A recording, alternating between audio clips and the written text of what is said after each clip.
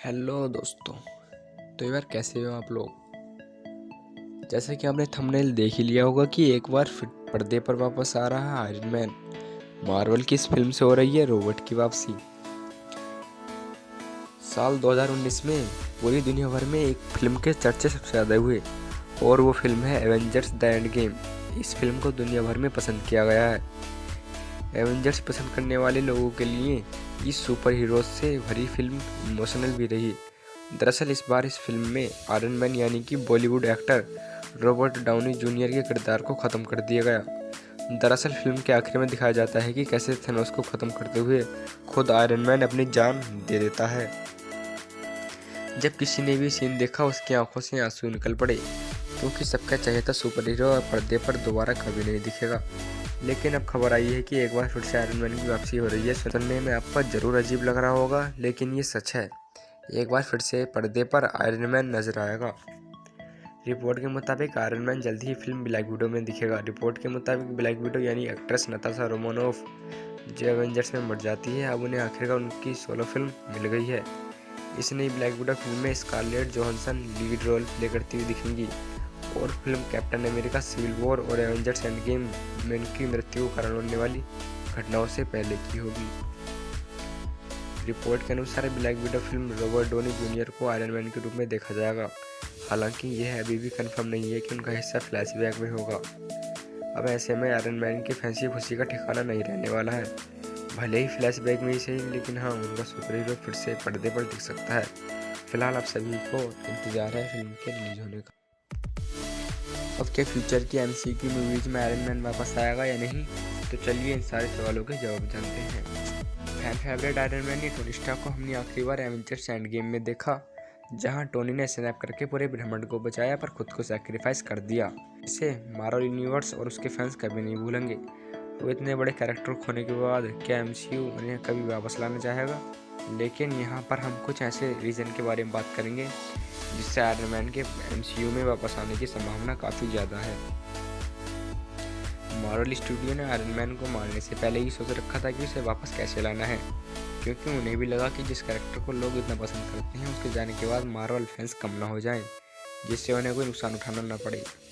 तो चलिए जानते हैं वो कुछ रीजन जिससे आयरन मैन वापस आएगा। पहला रीजन है हार्ली किनर। अब जिन लोगों ने आयरन मैन 3 देखी है वो जानते ही होंगे कि हार्ली किनर कौन है, और ये हो सकता है कि हार्ली किनर हमें भविष्य में अगला आयरन मैन दिखे, क्योंकि हार्ली को भी टोनी की तरह टेक्नोलॉजी में काफ़ी इंटरेस्ट है। हार्ली फैंस की नज़र में भी है क्योंकि इसी बच्चे ने टोनी की मदद की थी आयरन मैन 3 में टोनी का आयरन मैन सूट सही करने में।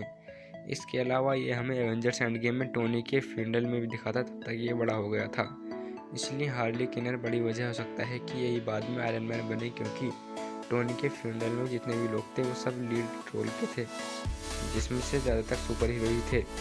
मार्वल बिना वजह के हार्ली को वहाँ पर ऐसे ही नहीं दिखाएगा, और मार्वल स्टूडियो नए सुपर हीरोज को सामने लाना चाहता है, तो ये रीज़न काफ़ी हद तक सही भी है। दूसरा रीज़न है मॉर्गन स्टार्क। दूसरा रीज़न हो सकता है या कम हो सकती है टोनी स्टार्क की खुद की बेटी Morgan Stark. Avengers Endgame में एक डिलीटेड सीन था जिसमें टोनी स्नैप करने के बाद सोल वर्ल्ड में अपनी बेटी से मिलता है, जहां वो बड़ी हो गई होती है। ये सीन मूवी से हटा दिया गया था और हमने एवेंजर्स एंड गेम में मॉर्गन को आयरन मैन का हेलमेट लगाए हुए भी देखा था, जो इस बात का हिंट हो सकता है मार्वल फैंस के लिए। ये भी एक अच्छा कारण हो सकता है आयरन मैन की विरासत को आगे बढ़ाने का। तीसरा रीज़न है रिरी विलियम्स। रिरी विलियम्स भी एक रीज़न हो सकती है। इसने भी अभी तक एमसीयू में दिखाया तो नहीं गया है, लेकिन कॉमिक में रिरी ने अपने कॉलेज के टाइम में ही अपना खुद का आयरन मैन आर्मर बना लिया था। इसके बाद लोग उसे आयरन हेड के नाम से जानने लगे थे। इसका एक रीज़न ये भी हो सकता है कि Captain America Civil War movie में टोनी स्टार्क को सेप्टेम्बर फाउंडेशन की तरफ से MIT के स्टूडेंट को स्कॉलरशिप देते हुए दिखाया गया था, जिसका मतलब हो सकता है कि उन स्टूडेंट में से रिरी विलियम्स हो, जो बाद में टोनी स्टार्क टेक्नोलॉजी के मिलने के बाद आयरन हेड बने।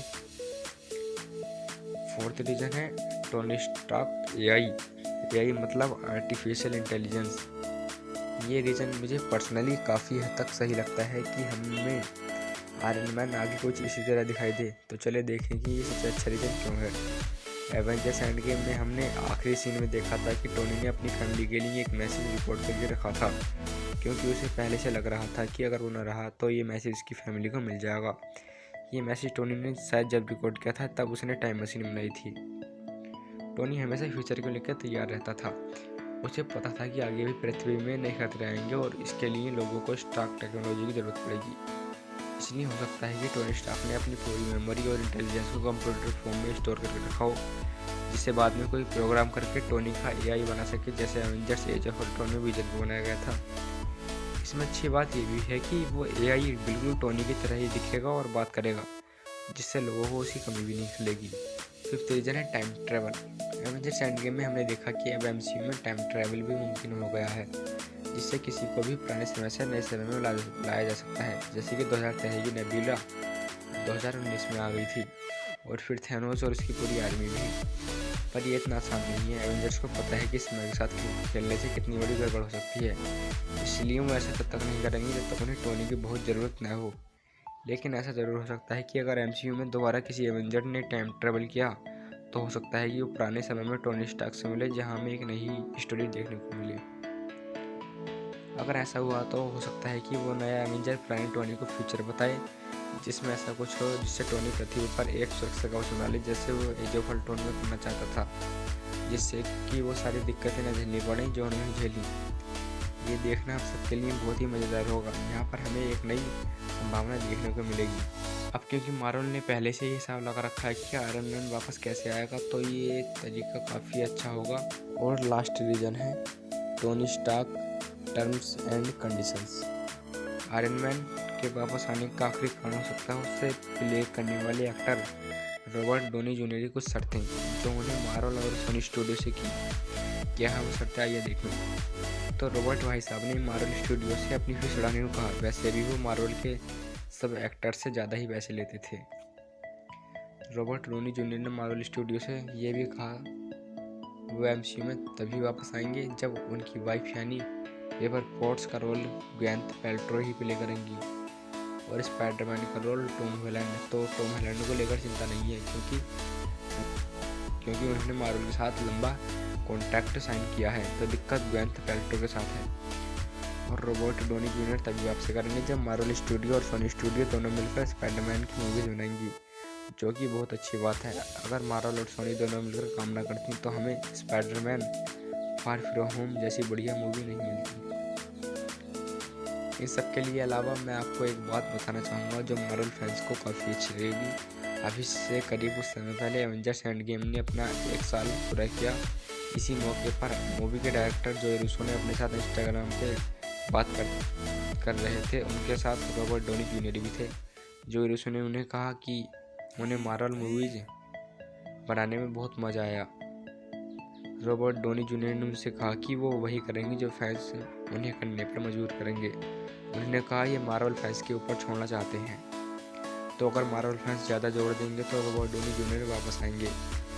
तो यार ये थे कुछ रीजन आयरन मैन के वापस आने के, जो आगे जाकर हमें एमसीयू में दिख सकते हैं। इसमें से कौन सा रीजन आपको सबसे अच्छा लगा कमेंट करके बताइए। क्या आपको लगता है आयरन मैन वापस आएगा या नहीं, कमेंट में बताइए। चलो यार चलता हूँ, बाय।